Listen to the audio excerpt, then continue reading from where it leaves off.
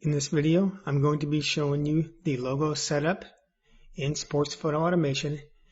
This works very similar to the team setup, but there is a difference in how it aligns the logo.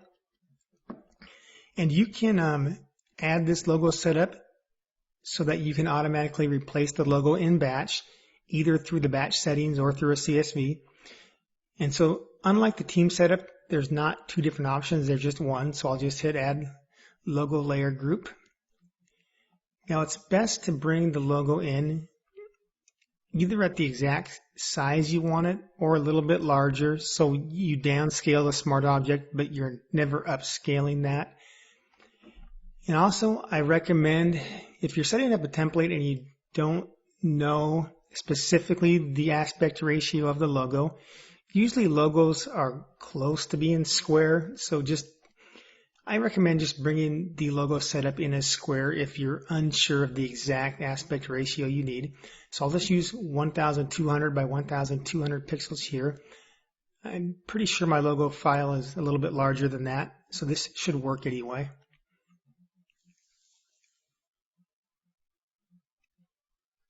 Okay, now I'll just scale and move this into place the same way as you do with the player or the team.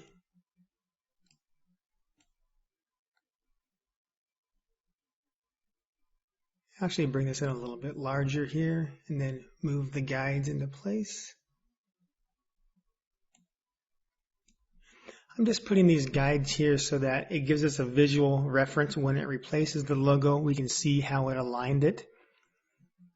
And I'm just going to add a logo here and we'll discuss how the alignment works. This will work the same as when it adds the logo during the batch processing.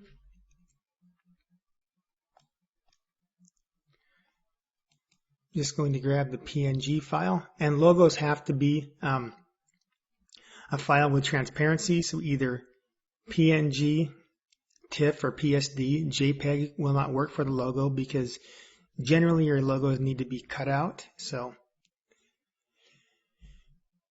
anyway, the logo is in place here. Let's take a look at how it aligned. The mighty fighting nubs. So it aligns to the edge of the smart object.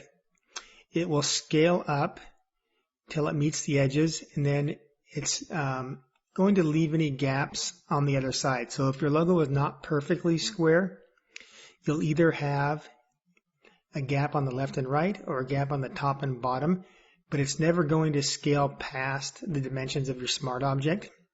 So it works kind of like Team Mode 9 or excuse me, Team Mode 1 or Player Mode 9. It works the same way those do, to where it only scales up to the edge of the smart object and then it leaves a gap if the aspect ratio doesn't match.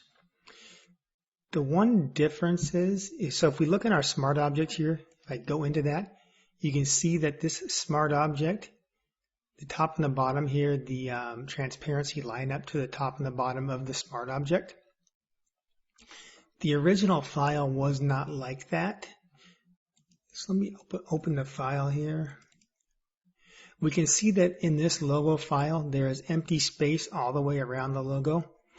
And so one thing with logos is you generally don't want to have any kind of defined empty space. Like with a team, you often will want the team centered within a certain area of your template, but you know you want some certain spacing around the players. With a logo, it's really not like that. You know the space you want the logo to take up. So what Sports Photo Automation does, let me open that back up here. It's going to crop off the empty space of your logo. And so it's going to basically just select by transparency.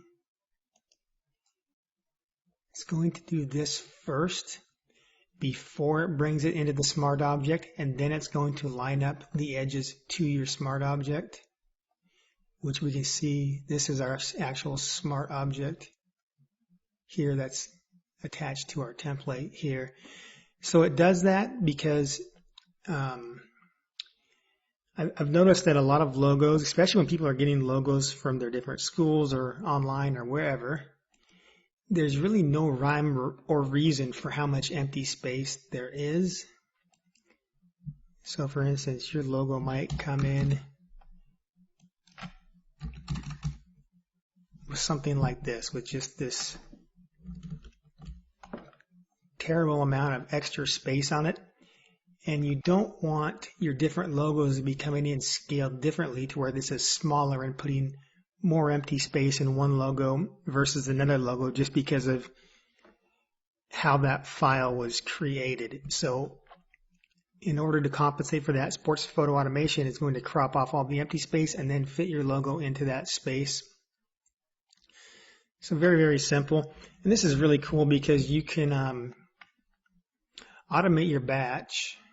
If I go into the batch settings here,